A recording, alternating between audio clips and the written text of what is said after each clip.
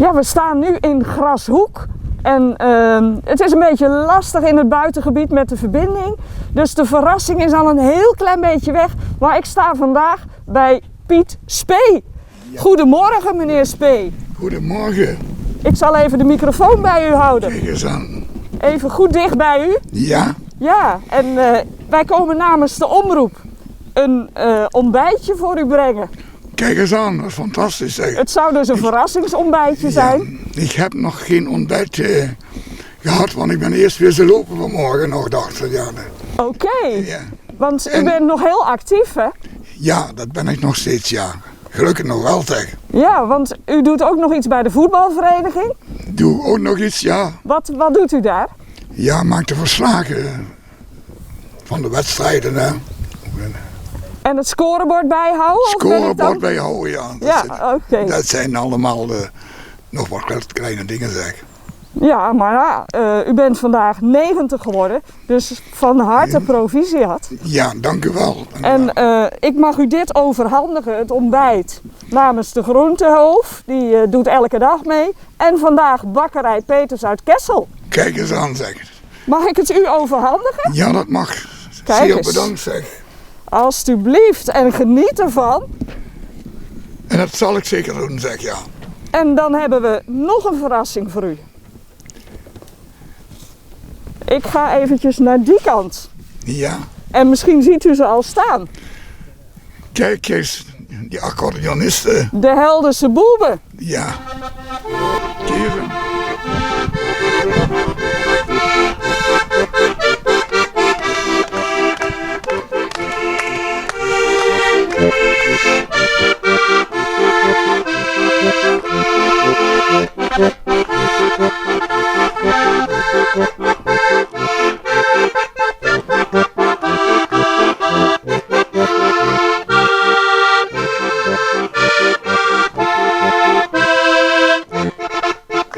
Hip hip, hooray! Hip hip hip, hoera! Schöne Silberzeit. Hey. Schöne Silberzeit.